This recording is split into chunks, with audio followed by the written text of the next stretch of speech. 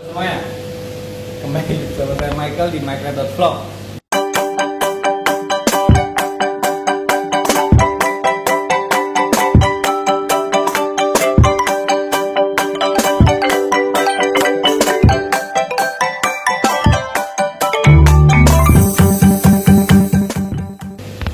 Aduh, hari ini saya mau ngelanjutin ngevlog tentang kutu jarum sih. Jadi kalau teman-teman kalau teman-teman ingat video kutu jarum sebelumnya, saya pelihara ikan di bak saya kena kutu jarum dan saya udah operasiin. Sebenarnya pada saat itu beberapa lama kutu jarumnya nggak numbuh lagi, dan akhirnya setelah didiemin beberapa lama akhirnya numbuh lagi nih teman-teman. Nah mungkin kelalaian saya kasih obat, dan mungkin obatnya itu nggak bisa untuk menyembuhkan kutu jarum. Jadi pada saat itu saya kasih pomade, mungkin dosisnya kurang atau mungkin suhu temperaturnya nggak terlalu panas, sehingga kutu jarum itu muncul lagi sampai 2 kali. Nah ini ikan yang sama udah saya operasi 3 kali. Terus sekarang kondisinya kayak gini nih.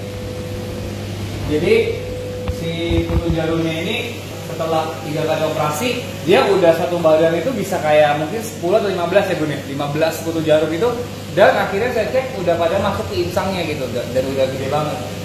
Nah tadi pas saya operasiin kutu jarumnya, kebetulan nggak saya video, jadi itu udah nggak saya bius ikannya, langsung saya cabut-cabutin di akuariumnya, dan langsung saya tarik yang di insang.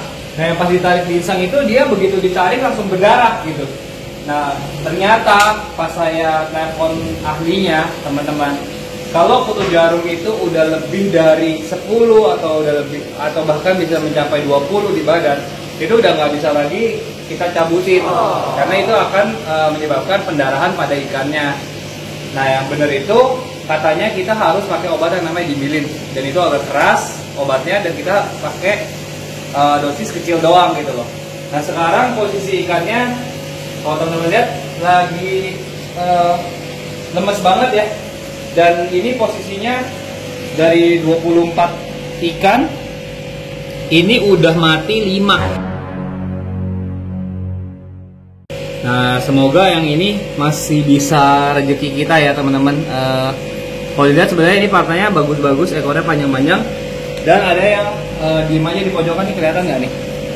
Jadi dia cuman ngambil udara doang dan nggak bisa berenang ya, nih tuh. Tapi sekarang udah mulai agak segeran.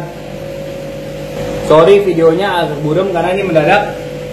Nah teman-teman, seperti biasa, hal yang pertama kali saya lakukan kalau ikan pada lemes itu, saya cabut oksigennya, heaternya, karena kalau kita tetap pakai heater dan kita paksain air itu hangat, pastinya kadar oksigen itu akan kecil banget gitu. Jadi saya cabut heaternya, saya pasang oksigen murni, terus saya seperti biasa infus ikannya nih. Kalau lihat teman-teman sampai di atas begini, di atas banget ini. Nah ini adalah air bersihnya yang saya infus pakai selang aerator nih.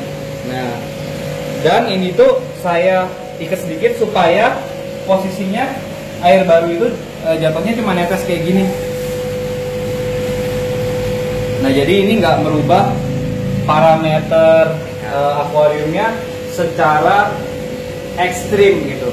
Jadi ini yang saya lakukan, kondisinya sekarang seperti ini. Dan saya nggak sempat videoin pada saat ikannya ini semua terbalik oleng-oleng sehabis saya cabut-cabutin kutu jarumnya.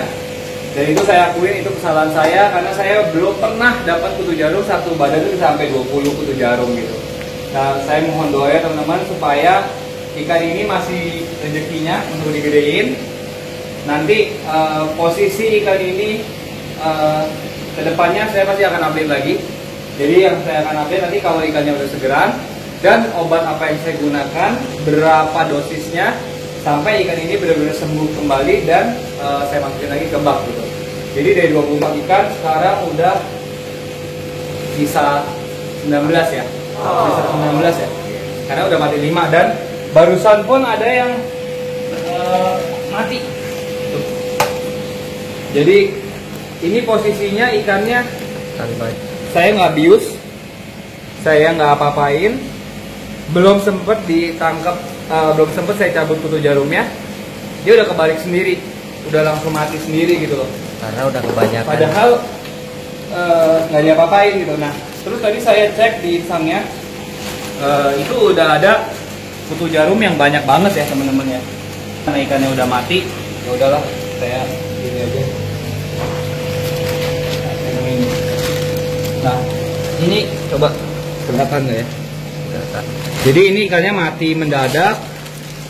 Saya nggak tahu ini bisa kelihatan nggak ya kutu jarumnya. Jadi kalau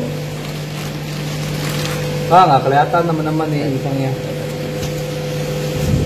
Ya sebenarnya nggak kelihatan, tapi soalnya ini udah nempel. Kalau kutu jarumnya tuh nempel, jadi udah nggak tadi tuh kutu jarumnya dicek di sini banyak banget tuh. Kalau kayak nggak kelihatan deh, karena dia menempel tuh. Nah tuh